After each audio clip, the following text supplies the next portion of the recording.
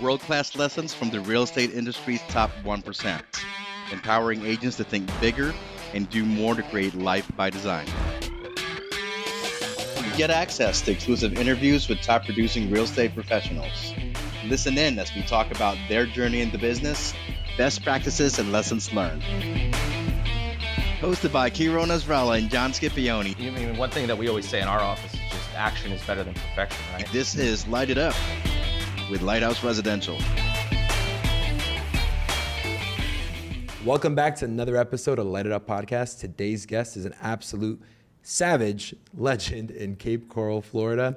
Not only has he closed over 360 transactions in 2021, but total volume and sales was over 150 million sold and closed.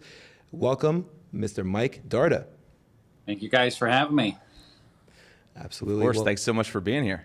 Yeah, we always try to bring value to our viewers, and you were an easy choice to pick, and I'm so happy that you made the time and you're with us today. Very cool. Awesome. Let's jump right into it. So, Mike, we know you through the MFO system. You're an absolute legend in the Mike Ferry organization. I remember seeing you on stage as an independent agent, and you've been in the business for quite a while, right? Yeah, this is our 34th year. 34 years. Wow.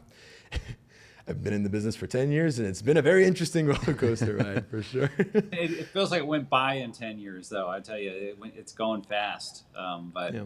it's been a fun ride, and as long as we keep learning and growing, it doesn't matter whether it's 10 years or 34 years, right? As long as we're always striving to do better and grow our business. So I'm really having fun. Absolutely. I think for some viewers who are hearing this and they hear 366 transactions, and knowing where you came from, I think could share some value to understand how you started and how that was getting to that point. So typical. Started as I was like 19 or 20, I think. I barely made the legal cutoff to get a real estate license, and didn't know what to do with my life. And some relative said, "Hey, your uncle sold his house. The real estate agent made a fortune." So a lot of thought went into that decision, right? Oh, okay. So I go get my license and jumped in with. I didn't know anything about franchises, who to go with, picking what market. None of that stuff was present. It was just like, all right, let's go to work, right? So I actually had a little bit of a lucky break right from the start, mindset wise, and that is I joined a really tiny independent, which normally is not what you want to do, but this independent hired like a sales trainer to come in. Can't even remember their name. I was just a real small guy that went around, and but he did something really interesting in a group of like maybe 20 attendees in this small town seminar, right? He said to the group, "Hey, does anyone in here drive a Mercedes?" Someone raises their hand, and he goes, "Do you mind just passing the keys up here for a minute?" So they pass the keys up, and anybody here in this room have a $100 bill?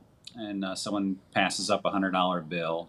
And he goes, "Any of you ladies have like a really nice diamond ring?" And so some lady passes up this really big rock that was on her finger. And he goes, "I want you guys to observe what I have in my hands right now. I have keys to a new Mercedes. I got a $100 bill, and I've got a diamond ring. And what did I do to get it?" Asked for it. All you did is ask. And I was like, you know what? If that's all I got to do, I'm good. So that was it, man. I got launched on my sales career, and got in the office.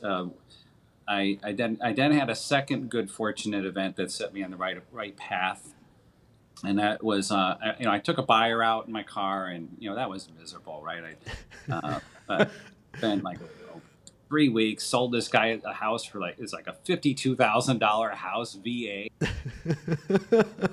And then the guy wanted to back out, and there was all kinds of inspection issues. And thank God there was a veteran on the other side that kept the deal together. But when I was done and I saw that check, I'm like, wow, this is a lot of work for that money, and I'm in the wrong business. So I was starting to question myself, and I happened to be back then you had floor duty, right? So I was on floor duty, the only one in the office on a Saturday. The phone rings. Some attorney from out of state. "Hey, you guys sell in the Cape Coral area, right?" "Yeah." I'm like, "Yeah." well, we got 3 houses for this estate we need to sell. Can you help us? I'm like, sure. He goes, well, I need you to send me, what do you call it, an appraisal. He goes, I need appraisal on these 3 houses. No problem. I'll do it. Right. Went through the form drawer. I find a certified appraisal form, like appraisers really use. And I go through I filled that thing out, didn't know what I was doing. Ended up getting 3 luxury properties. I accidentally, because I was so new, underpriced them, not too much, but a little bit. And of course, all 3 of them sold in like, what, 4 days, And I'm like, now that's how you make money in this business with listings. And off we went, met Mike Ferry, and kept growing from there. Wow. So, wow. Okay. So those are probably the 3 easiest listings you took, right? Yeah, right. No, right? How do I get more of those, right? So how did you end up getting involved in MFO? Was it somebody that was in your marketplace that took you to an event, or? Well, it was another pivotal moment in my career. I was probably, I don't know, maybe I'm trying to think, maybe 7 or 8 years in the business at that point, and I was number 1 agent in my town. I was following another sales trainer at that time, not like going to seminars, but just listening to, back then tapes, CDs, that kind of stuff. And I was spending so much money on marketing. I was number 1 guy in my town, but I was like spending almost like 60% was my expenses. It was crazy for an individual agent. And um, and then I was like, and at that time I was living in a duplex. I owned it. I lived in one side, and I'm like, wait a minute, I'm the number 1 guy in this business in this town, and I'm living in a duplex, and this ain't working, right? So they wanted to take me to some big hotel out of town for some awards thing. I was with Century 21 at the time. In my mind, I'm like, I'm getting out of this business, but I'll go to this one next thing. It's a nice hotel. So I go there, and I end up meeting another agent from a different market that was one of Mike Ferry's, like the people he would have on stage back at that time. And her name was Mary Kay Cottage. And so me and a few people were just, hanging around the pool, the hot tub, and talking. And I'm like, yeah, I don't know if I'm going to be here next year when you have this thing. And he goes, well, you need to talk to Mary Kay. You need to talk to her. So I talked to her, and she's like, you got to go see Mike Ferry. And then that's the next thing I did. I went to the very next, like 2 weeks later, to the next Mike Ferry event I can go to.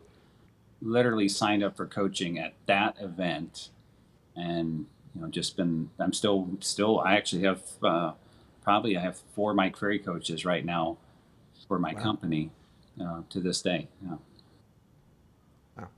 It's incredible to sort of hear that story, because a lot of people will say, once I got into Mike Ferry coaching, I then became the number 1 agent in my market. Whereas you said you were the number 1 agent in your market, and then you got into coaching. So it almost just, catapulted you from there. How did you become the number 1 agent in your market without really a coaching background? Well, I learned from that experience that listings were the game, right? So now I go to my broker. How do I get more of these? And she says, well, why don't you try calling the ones that come off the market, the expired ones? I'm like, okay, I can do that. And she goes, go knock on the doors of the for sale by owners, right? Okay, I can do that. Crazy thing, though, is I had another agent who had just started the same week I did, was as hungry and as an animal as I was. And they put us in the same office with, guess what? 1 phone. We didn't have cell phones back then. So we literally would fight for this phone to prospect. It was the weirdest damn thing. So it was funny. So I'm like, well, shoot, I can't, if I come in at 8 o'clock, I'm fighting him for the phone. So I'd come in at 7:45. And he's like, well, shoot, he's coming in at 7:45. He come in at 7:30. Well, this went on until we were literally calling expireds at, and I'm not making this up, 6:30 a.m. in the morning. They were home. I became like the buy owner king of my town. I was after every buy owner like a bulldog, and then I actually got up before I met Mike Ferry. I was carrying over 100 listings. So when I signed up for my first coach, who is Tim Wood. And Tim's like, dude, you do not need to take any more listings. Just stop. He goes, let's get all the ones you got sold. And that's when I learned all about price reductions and working past clients and all that kind of stuff. So I ended up increasing my business by 20% my first year with coaching. But the best part is I knocked my expenses down from 60% to 25%. So the profit swing was huge. Yeah. Wow. And you know what's funny is we don't do this intentionally, but I feel like sometimes this show becomes like a commercial or a advertisement for MFO. But you know, it's just sort of who we tend to interview a lot of people that we've always surrounded ourselves with. And you know, I think that's the beautiful thing about the MFO program is that, you know, not only teaches you to take listings and you know, all the actions you need to do to take those listings, but it teaches you to be profitable, right? Mm-hmm. Right. There's plenty of other coaching programs out there that will teach you to do all these things, but it requires you to have some capital and spend a lot of money and do things to market yourself and buy leads and such. But you know, Mike teaches you sort of the old-fashioned way, right? But it's 100% profitable. Yeah, that's incredible. It reminds me of how hard it is today to find people who will actually be as hungry to get on the phone. I feel like they'd be like, "Here, take the phone." No, I don't want to make any calls right now. So how do you go from being extremely hungry and making those calls from almost by accident to now purposeful to trying to motivate other team members to do the same? Well, a lot of it is by example, because they do see that it works and the success that it brings. So that makes it easier, because I'm still in production. So I'm not just sitting there saying, here, do this. It worked for me years ago. They see me in there every day. And you know, so we just take all those lessons we've learned over the years from, you know, our coaches, right, that we've had. And I'm sure you're probably different than me. You probably did everything your coach told you the first time they told you to do it, right? So for me, I learned patience, because it took me weeks, months, years to start doing some of the things they were asking me. And so I'm patient with my team. And as long as they're coachable, as long as they demonstrate that they're hungry and coachable, I can work with them. And even if they're hitting a few bumps and not quite hitting the minimum standards, as long as they got that in them, we're going to get them where they want to go. So I learned everything all through those years of doing it myself is what's helped me through past experience, the trials I went through, the wins, losses, to help those people through their same journey, right? And it's rewarding. I love nothing I like more than taking somebody who's brand new to the business or an 8 to 10 deal a year agent, and then working with them in a year, having them up to 25, 35 deals and beyond. Yeah, I think that's actually, you know, leads me to my question. I was gonna hit you with anyway. Who have you guys had the most success with? Would you say it's new agents that are just really strong salespeople that you can teach real estate to, or would you say it's people who are, you know, already in the real estate industry and you can sort of help them double or triple their business? Well, it changes a little bit as the market changes, who comes across your path and what you can do with them. Because of the last couple of years and so many people doing a lot of relocating, especially to markets like Florida, we've had the good fortune of having most of our agents are actually transplants, agents that worked in other markets on other teams, some cases even Mike Ferry type teams, and then they kind of sought us out. They did their homework on us before we even knew they existed and reached out to us. So those have been the best hires, because we didn't have to teach them how to work a lockbox, right? They knew how to, they knew all they needed. It was pretty much plug and play. They were ready to go. They're hungry. They had no center of influence in our market. They had no affiliation with anybody. So in fact, we were able to provide them leads, was the huge draw for them. And they knew that it's funny how many people looked at the length of our career as a reason to join our company, because I had more than one recruit say, hey, you know, one of the reasons I reached out to you is I saw that you consistently did, you know, big volumes of business all through the crash and beyond. And, you know, so we knew you can take whatever, you were prepared for whatever's next. Yeah. Sure. You know, I'm going to ask a question that goes off track a little bit, but you've been in the market for 34 years and you've seen market changes. With the way that the market's going and what we're expected to see over the next 12 to 18 months, what would you tell an agent who hasn't experienced any of that yet?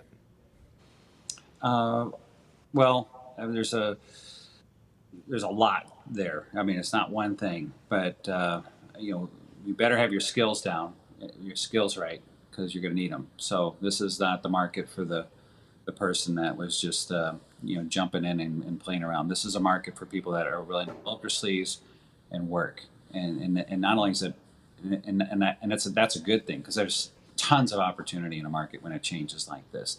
This is a time where you can gain market share, and so work on the skills would be the first thing I would say. Get your script straight, get your schedule down, and you're gonna be ready for this market, and you're gonna thrive in it.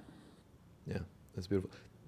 In 2008, or before the Great Recession, what was your market share before the crash, and what was it after that? The market share before the crash, I'd probably say it was around, I mean, it was pretty high. We were a small town that grew fast, so it was pretty high at the time. I would say it was around 4 or 5%. And then after the crash, or during the crash, I would say it went to up to 10%. Actually, went over 10% at one point. And then as the recovery came and everybody came back into the business, our town exploded in growth. And then I learned a lesson through all this. There was 80% during the crash. There was 80% distress sale in our market, and we learned how to work that, and it worked out fine. But because I was working so hard to find people with equity, I went wide. I was going to 2 counties. My appointments could be as much as an hour drive away, just because I was looking for people that could actually sell. And Right. and that was a mistake. I wouldn't do that again, because what happened is my reputation, my sign exposure, everything got watered down. You know, I can go into a community and give a killer presentation with great materials and lose the listing, even though I'm doing 220 deals, say, and the other agent I'm up against has done 8, but he did 8 in that neighborhood.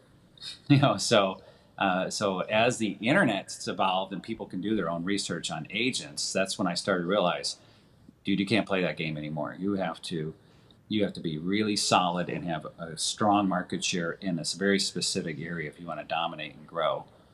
And so that's our model now, is focus on the core market.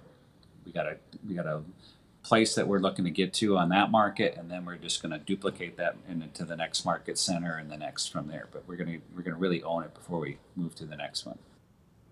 That's interesting. I think that's you know, it's tough, because when you're taught to call expireds and for sale by owners, and, you know, really hunt for those motivated people, it takes you out of your marketplace, right?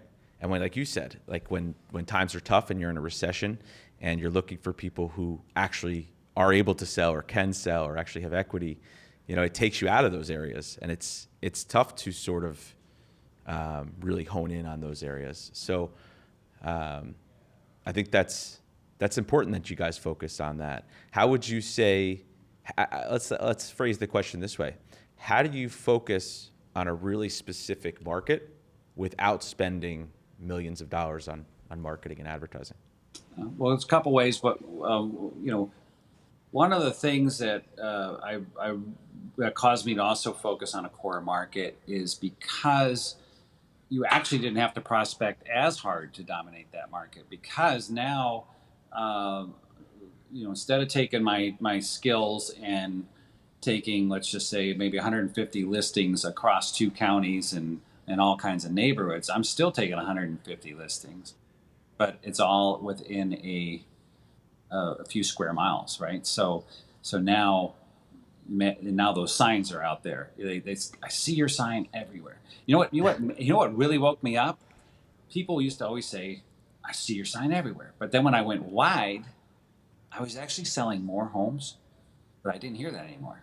And in fact, one past client said to me, he goes, yeah, I used to see your signs everywhere. He goes, you probably throttled back a little bit now at this point in your career and enjoying, the fruits of your labor. And that was like stabbing me in the heart. I was like, I oh literally no, was just gonna, people are yeah, thinking in my core market. So that's when I really reeled it in, and then I never heard that again, because now the internet does the marketing for us. We don't have to spend tons of money. Um, we do spend a lot of money on marketing. I don't get me wrong, but at the time that I made the switch, the theory was all these people going on Zillow, and at the time Zillow was set up different, where they could actually search a good listing agent on Zillow, but whatever sites they search, Google or what have you, we were just organically popping up on the top of their list. One of my favorite things that have changed through all that is how agents search for referral agents that way. And so there's literally not a day goes by I don't get at least one or two calls from an agent somewhere, just because they did their homework and they said, you look like the guy for that area, and here's a referral. So that's you don't have to spend a ton of money on marketing if you just concentrate your efforts. yeah. I think that's really, you certainly got me spinning there, because I think I had a similar story where With social media. Yeah. I had a past client of mine, a buddy I went to high school with. He came up to me and he said, hey, is everything all right? And I said, of course, everything's great. We're probably having one of our best years in my career. And he said, okay, I was just a little bit worried about you. I said, well, what do you mean? He said, I don't see you doing a lot on social media, and I see all these other agents out there, I'm over here in this town, and this is my new listing. And I think from his perspective, it was, unless I'm telling people about my every move on social media, I must not be that busy. And it was a similar moment to me where I'm like, oh my gosh, that's what people think, just because, like you said, like they're not seeing your signs. Mm-hmm. So it's crazy that's the people's perception. Like you said, you were doing more deals, you were just spread out. Yeah. So I think it comes back to just really being top of mind to people, whatever you need to do to do that, whether it's signs or social media or a mix of both. Yeah. Yeah. What's very clear for me is the fact that, for us, necessity is the mother of creation. We went from COVID, coming up, and we're in a very urban market right across from Manhattan, went from being super busy to crickets. So, with the sales skills that we have, we were able to start making calls in other counties in the suburbs and start doing business right away, not having that big dip. But the problem is that we didn't adapt, or we still haven't adapted back to that niche. So that's actually a really good lesson there, and I'm thankful that you shared that, because we are very wide. You can go from a 45-minute drive one direction to an hour one direction, and you do lose listings to someone who's sold maybe the neighbor's house, but that's their only sale ever, in comparison to you making a great presentation in person, which leads me to say. So you said you're really only like 2 or 3, 4 square miles is your main focus? Our town is actually pretty big. It's 101 square miles is our core market, but a lot of quite a bit of it might be more rural. So, so our market's growing pretty quick. I started here when I started business. There was like less than 70,000 people. Now it's a little over 200,000, and our volume is up, but our market share percentage has dropped. It did pop up like at the peak of the pandemic when everything was in lockdown. We didn't lock down at all at our office too much, so we ended up getting up to 12% market share during that whole deal. Beautiful. And that was a lesson in itself, because the reason we didn't even miss a beat is because we're used to a little bit of shock, because we're in Hurricane Alley kind of. So, hurricanes would come through, and if it was a bad one, direct hit, you had the same effect where everything shuts down for like a month and a half, and everyone's wondering, what to do. Where we just kept trucking along. I mean, we just learned you'd never stop picking up the phone and calling, because no matter what happens in the world, earthquake, fire, hurricane, pandemic, everyone's experiencing it in a different way. And, and you can't be afraid to keep calm, because, you're going to run into those people that, because of whatever happened, they need to move, or they still want to move and nothing happened to their house. Neighbors may have burned down, but, or a tornado took it out, but their house is just fine. And yeah, I want to sell, so it just became a game of finding those people and putting the ones that weren't ready yet because they were fixing stuff in a database to follow up on later, right? You keep trucking. That's where you get your market share from. Yeah. Well, Mike, at what point did you start building a team? Because I think one thing to make a note of is that your team is really a family business too. Mm-hmm. So I don't want to say, was your wife your first hire, but who was your first hire, and at what point did you say, I'm going to start? Be careful when you hire wives, because they have turnover as well when you work with them. My wife's worked with me for only 3 or 4 years right now, and I've learned, she does her thing. We don't count her in our numbers. She's in the office, but I would definitely want it. When you work with your spouse, you got to be like, okay, they're going to do their thing, and let them do that thing. And I don't ever try to coach her or anything like that. But so that keeps happiness. And my son, on the other hand, was super hungry to work with us. So he just, he saw this as something he wanted to do. He's still excited about it as he was day one. And so that's been a great ride there. We did that kind of as a boutique operation for a good 20 years. And then, is how I kind of ran myself, like an independent agent, but then new family members involved. Then, we started seeing the team building thing happen. And we learned a lot. I mean, we made so many big mistakes. It was crazy. I remember when we first started, we're like, okay, we need a big office. So we got this giant office. We started hiring anybody and everybody. And then we were like, oh my gosh, managing all these people, this is crazy. So then we hired someone to manage it. Of course, we didn't know anything about culture and culture fit. So, I had this one lady that we hired as a manager, and it just, it was like it's like rolling a bowling ball through the office, and all the agents were the pins. I mean, it was like I had an explosion on my hands, and then I'm like, forget this team stuff. This is not working, right? So I got rid of everybody, every agent, every manager. I just kept my admin team and went back to my roots. And but I still had this feeling like I got to do this. I just didn't do it right. So I kind of sat on that for a couple years and watch these people that we all know grow and be successful. But then I realized, this market's changing in a way where the teams are the future. And if I don't do it now, someone else in my marketplace will. So I'd rather be the early adopter and go and be the dominant one, get the first player advantage and get out there ahead of it. So that's what I started to do. And then from my mistakes in the past, I learned, don't do it alone. You've got to connect with people like ourselves here to see what other people are doing, not only so you don't repeat the mistakes that they've already learned those lessons and they're thrilled to share them with you. But it's evolved so quick, right? There's so many new things coming out. And even when I first started I only started building our team 18 months ago. So it's all new. It's still a little new to me. I'm still learning a ton.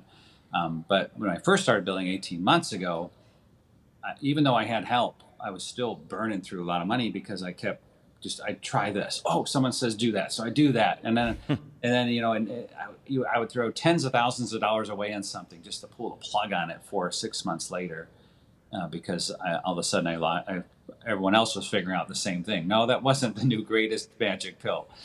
So now I progress on these things a lot slower, more methodical, do more research, and watching the bottom line a lot more carefully. Yeah.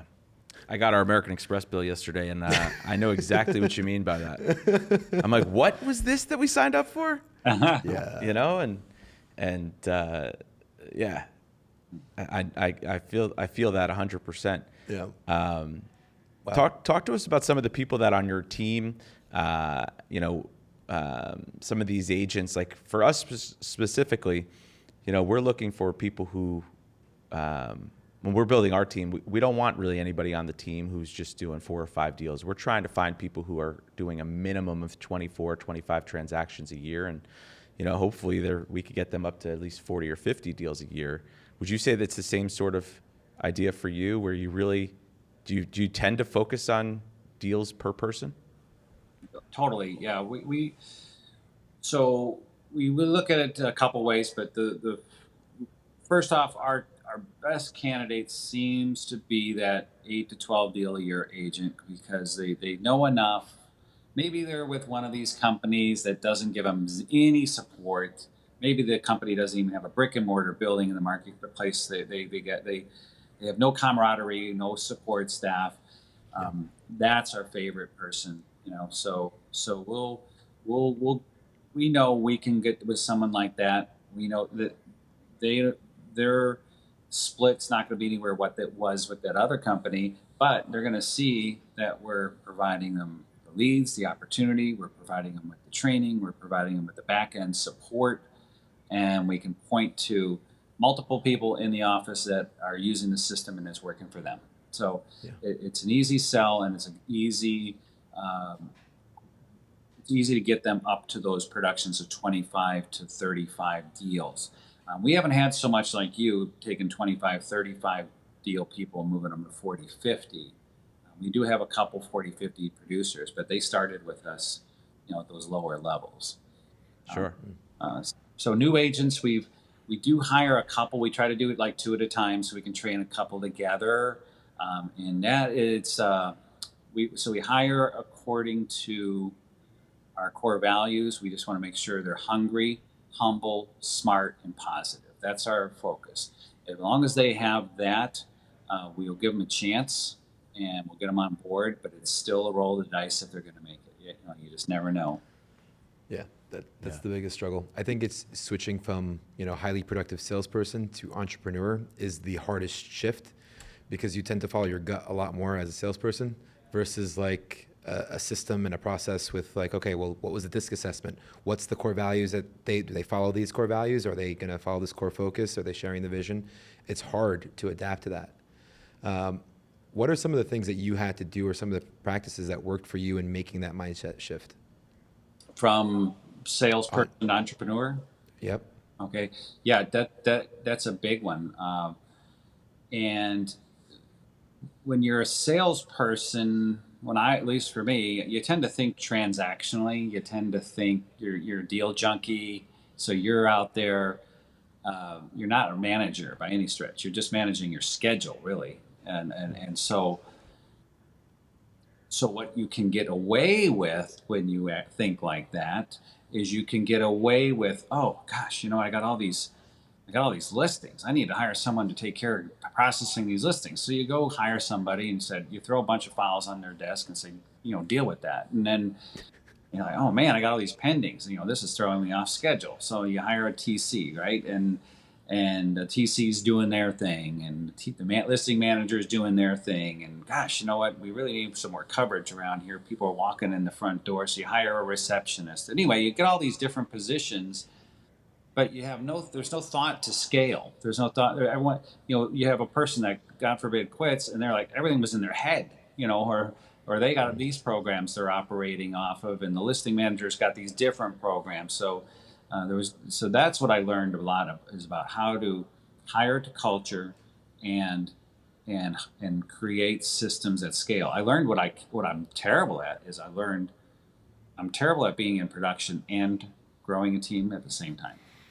I think I can do one or the other really well, but I'm all in. I got to be all in to make it happen fast. So I learned early to hire an operations manager, get them doing all that admin stuff. Get your sales manager / recruiter, whatever you're going to have them do there, to get them doing the team, building the team up, if you're going to stay in production. And I determined I'm going to stay in production. My plan was to get out at the end of this year, but with the market changing, I have my feeling that I might still be in it for a little longer than I thought. Yeah. Wow. Well, I think, yeah, you hit a lot of points there. A lot of this is relatable to our growing pains, to the point where we're just looking at each other just like, yeah. Well, it's funny because that. sometimes this show, I'm like, there's opportunities for us to turn it into like a therapy session where I'm like, shit, man, I'm with you. Like, how did we let this happen, or how did this go? And then there's other times where I'm like, nope, we need to make this appeal to the masses and more relatable for other people. So I could respond to that in a lot of selfish ways, but I think you said a lot of things there. It's tough. I think what we've learned is, hey, I want to spend the morning as a top producing listing agent prospecting, and then I want to spend the afternoon trying to grow the business. And then it doesn't necessarily pan out that way, and there's times where I'm like, I just got to get focused back on the production. And I sort of seesaw back and forth sometimes, but it's you really have to set aside the time. And I think what you said is just hiring the right people to do that for you. I mean, talk to us a little bit about the people that are the key leadership people on your team, the sales manager and the operations manager. What is their personality styles, and what are they doing for you day to day? Yeah, just real quick, one more piece on that whole thing there is, it's like remember when you were early on in your agent career, and like maybe you did some prospecting or did something, you got a customer, right? Or a few customer. Then you got them all pending, right? Now you're dealing with all the pending stuff. So what are you not doing? You're not prospecting, right? So you're on this whole ebbs and flows. Whole roller coaster, feast or famine. I'm rich, I'm broke. I'm rich, I'm broke. So we had to learn as salespeople to have a schedule and keep that on that schedule, and things smooth out and get consistent. So it's the same building a team when you're going from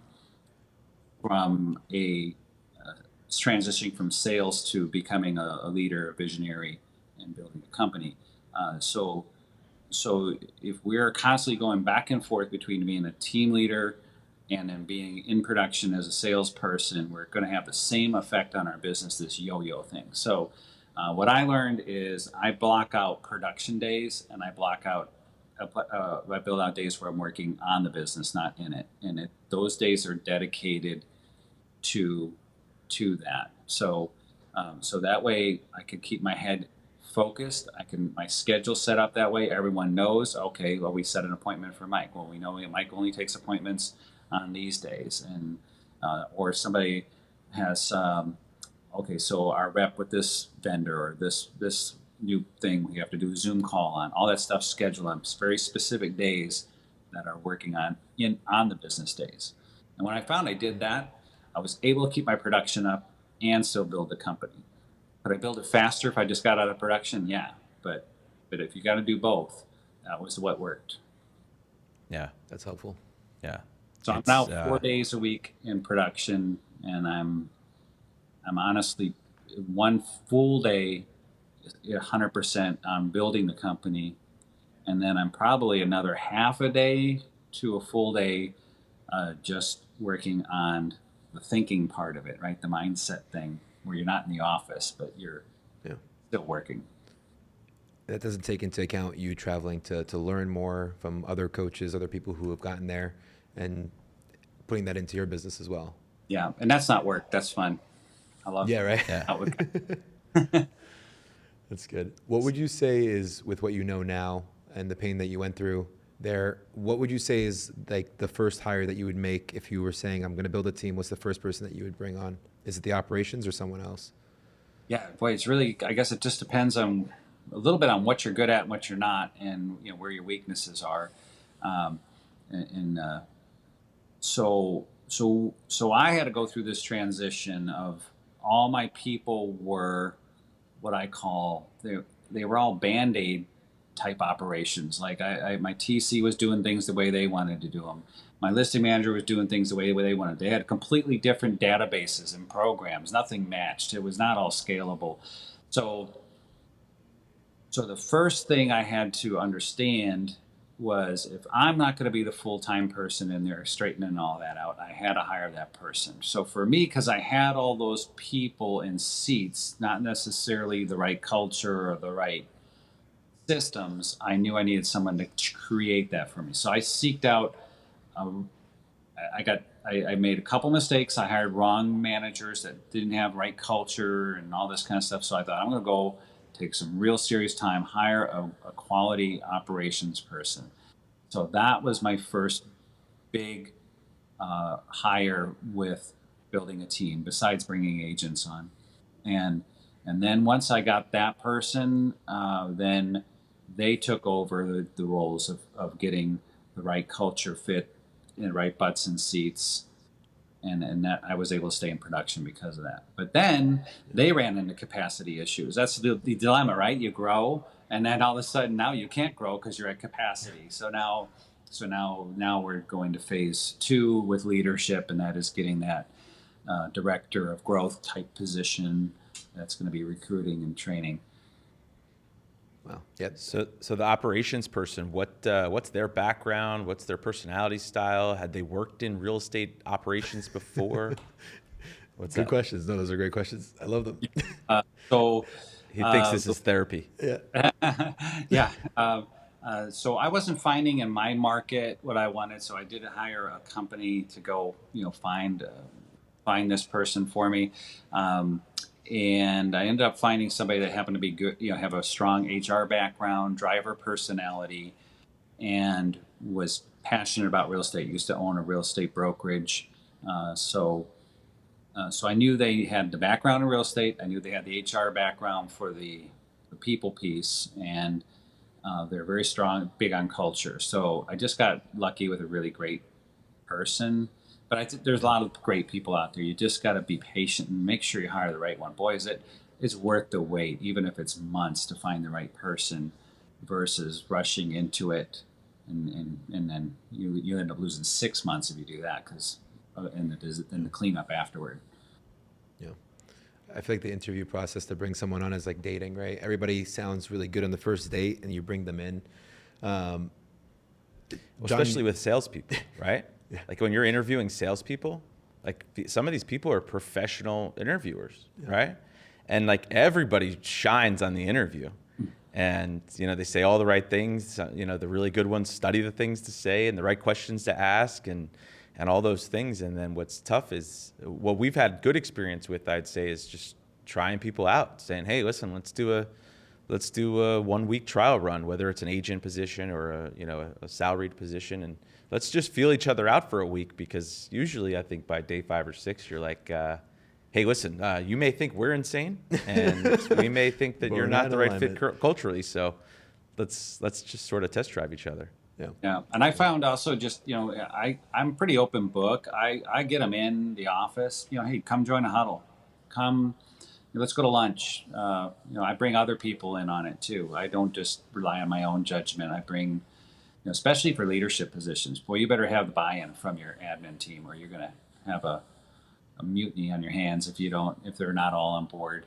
And then it's also how you bring them on board is so important. Onboarding them too. Like when I hire someone, especially in a leadership position, I'm like, look, I just want you to observe. Don't feel any pressure to make any big decisions. We're not trying to impress anyone here.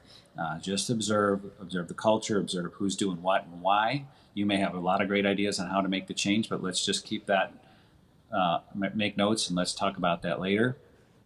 And then I make sure all the other people interview them as well, so it goes both ways. They feel like, okay, can I work with this people that are on the team now? The new hire is thinking that, and the other people are thinking, can we integrate this new hire, right? And so once everybody's bought in, then we take that slow ramp up, and then after about a month, then we're like, okay, now we can start having that person own that role and start making measured, slow changes.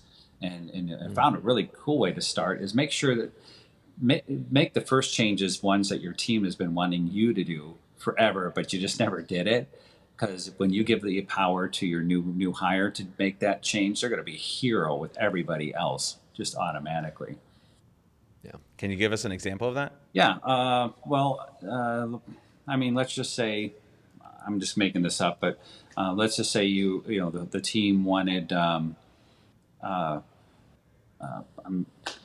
maybe some kind of benefit, like pay birthdays off, or or an extra week of vacation if you've been here this long, or something like that. Or maybe so, like the new trend that there's no unlimited PTO, right? So you, when they institute a change like that your team's been, you kind of know they want it, and you've been just delaying because you're too busy. You let them have a power of saying, okay, guys, I'm here, and this is the first thing we're going to change right away is this. And everyone's like, yes, that's great. We've been trying to get you guys to do that forever. Finally, we got someone here that understands us and knows what they're doing, and now they're going to just follow that lead. Yeah, that's a good example. Unfortunately, we're going to have to edit that unlimited PTO thing out. Can't get that too widespread. Not if you hire to your culture fit. If they're a culture fit, no, you're not going to abuse that. In fact, a lot of times you offer unlimited PTO with the right culture fit, they'll actually take less time off than if you have it say, okay, you've got 3 weeks vacation paid. They're going to take every day, it. But if they're unlimited, it's kind of funny. I find that they'll do like 3 and 4 day weekends. And when I did paid weekend, when I gave 3 weeks vacation before, I found that they would like lump them together with holidays, right? Even though we had like this 1 week policy, they lump them together. So it's like 13 days and it wasn't 14 days. So like a 2 week, I'm like, oh, of course, when they're gone, who's working, right? We are. Of course. We're man down. What sounds familiar to me is the book Multipliers, with the give 51% of the vote. That's exactly what you did there, right? By having them be able to take power and control in that situation, it just makes them all better across the board. For someone who is struggling with teams and struggling with the growing pains, what's one of the biggest lessons that you've learned the hard way that you would tell them? Well, I'd have to kind of know a little more about where they're struggling, I think, but usually the struggle is something we touched on already, and that is the sale, letting go of that salesperson mindset and becoming a leader. That's where the biggest roadblock is. And it's kind of like if you're a monkey in the jungle and you're swinging on vines, right? And you're holding on to the vine, you swing to the next one. What do you got to do to grab the other one? You got to let go of the one you were on, right? And at some point in that transition, you've got to let go of being in production. And I think a lot of people do that too soon, and their incomes take a hit. They spend a couple $100,000 trying to put a team together, and only to crash. So you got to know when to do it and set yourself up to do it. So the best way to do that is by getting the right people, like we talked about, and then picking a date in the future and saying, okay, when we get replace my production with this much net profit from the team, then I can now get out of production safely, and now we can really grow this thing. Yeah. Selfishly, this is probably like my favorite episode for us because so much of it we can relate to, and so much of what you said I feel like is things that we're now going through and feeling the pain of. So it's definitely nice to feel like it's normal and that we're not just like wrong. It's interesting. It's like, when I first started trying to recruit other agents, I would go, I'd sit down with them with no real presentation, no real talk track, no real I didn't say to myself, hey, I want to make sure I hit all these points and close. And I would leave sort of like recruiting meetings or interviews or whatever, and just sort of, casual. And I'd find out that the agent joined another team. And I'm like, wait a second. And then it sort of was that feeling where you were initially losing some listing appointments. And you're like, wait a second, this is actually, my competitive nature would come out, and I'd say, all right, I need to look at this as sort of like a listing opportunity. I need to go there. I need to pre-qualify. I need to have a formal presentation. I need to actually close at the end of the appointment. And if I don't get it signed, then I better have great follow-up. And it was just interesting, I think, when the light bulb went off and I was like, holy shit, I can't just wing this. I have to actually treat it like I'm like I Intentional. did when I was working on listings. Yeah. Totally. Yeah, we're like that too. When we hire before, like that in between, when you've interviewed them, you're like, yeah, I really like that person. And so we've learned that whole courtship thing. I mean, we actually, between me and our operations manager, maybe even some of our other team members, I'm like, reach out to this person, tell them how excited you are they're coming on board. And we're texting, calling. We don't let a day or two go by without touching base with them, keeping them, letting them know we're engaged. And then and that doesn't stop, by the way, when you hire them, because you now have to keep them engaged. So the first, you got to do a lot of check-ins and ask a lot of questions, make sure that they're not just smiling and saying, yeah, this is great, I love it here. In here, what's working for you? Yeah. And I'm noticing all the similarities too, right? It's like you were referencing before, you could take all these listings, but if you don't have a strong listing manager to make sure that they go to the next step of the process and actually get on the market and get shown and stuff, then you have a whole nother set of problems, right? So you could go out and recruit all these people, but if you don't have any sort of onboarding system or way to train them and make them successful and have that buy-in, then there's a lot of similarities, right? Like then you have another set of problems. Mm-hmm. So it's making sure you have the right structures and SOPs and processes and so it's definitely a big learning curve. Yeah, this is definitely one that I'm going to be watching over and over again. And Mike, for anybody who wants to reach out to you in the, I keep forgetting the city. Cape Coral. There you go. I was going to say Coral Gables. No, if Cape Coral. Anybody wants to reach out to you, connect with you, what's the best way for them to do so? So we service Cape Coral, Florida, and Fort Myers, Florida. Those are our primary markets, and that is the west coast, southern west coast of Florida. So you can reach out to us, and the email is Mike Darda, real simple, Mike Darda @gmail.com, and that's DARDA. Or you can just shoot me a message here. My number is 239-851-6494.